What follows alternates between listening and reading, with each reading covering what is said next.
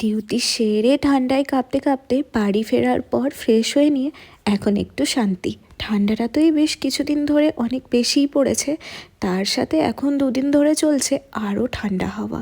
বাইকে ফেরার সময় হাতে গ্লাভস তো পরেই থাকি, আর হেলমেটের কাজটাও নামানো থাকে, কিন্তু তার ফাঁক দিয়েও যতটুকু হাওয়া ঢোকে তাতেই তো নাক প্রায় জমে যাওয়ার অবস্থা।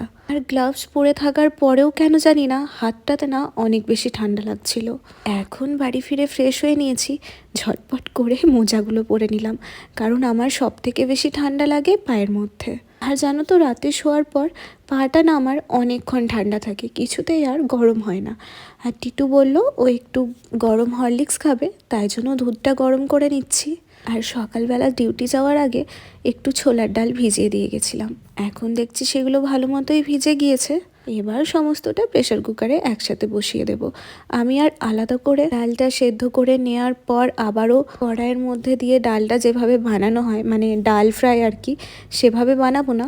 ওই প্রেশার কুকারে প্রথমে তেলের মধ্যে শুকনো লঙ্কা, তেজপাতা, অল্প জিরে ফোড়ন দিয়ে তার মধ্যে ডালগুলো দিয়ে হালকা ভাজা ভাজা করে নিয়েছি। এরপর তার মধ্যে পরিমাণ মতো নুন, হলুদ আর মিষ্টি দিয়ে সেদ্ধ করে নেব। ব্যাস, হয়ে যাবে ডাল রেডি। আমি ছোলার ডালটা এভাবেই বানাই।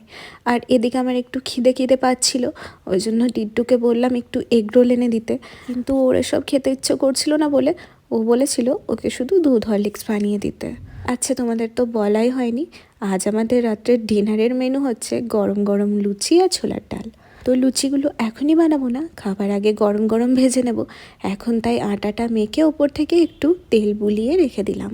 আর শীতকালে রাত্রেবেলা মাঝে মাঝে এই লুচি, ছোলার ডাল, কচুরি, পরোটা এসব খেতে বেশ ভালোই লাগে।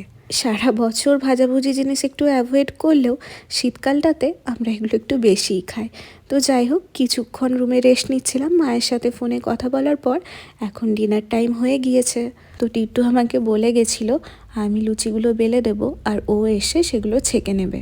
ও আর 10 মিনিটের মধ্যে মনে হয় ঢুকে যাবে, কিন্তু আমি আর ওর জন্য ওয়েট করিনি, আমি ভাজতে শুরু করে দিয়েছি। টিট্টু এসে আমাকে একটু বকাবকি করছিল, কারণ কেন আমি একা একা পুরোটা করেছি তাই জন্য। কিন্তু ওই যে রান্না করতে আমার একদমই কষ্ট হয় না, কারণ আমি এই জিনিসটা খুব ভালোবেসেই করি। আর দেখো, এই তো রাত্রে ডিনারও আমাদের রেডি হয়ে গেল। গরম গরম লুচি, ছোলার ডাল আর সাথে রয়েছে খাঁটি দুধে বানানো চাছি। ব্যাস, এরকম একটা ঠান্ডার দিনে রাতে এর থেকে বেশি আর কী চায়। আমি কিন্তু আগাগোড়াই খুবই শীতকাতুরে, তবে এবছর ঠান্ডাটা আমি একটু বেশি এনজয় করছি। আচ্ছা, এবার দুজনে মিলে গল্প করতে করতে ডিনারটা সেরে ফেলবো। আর আজকের ব্লগটা তাহলে এখানেই শেষ করছি। দেখা হচ্ছে খুব শীঘ্রই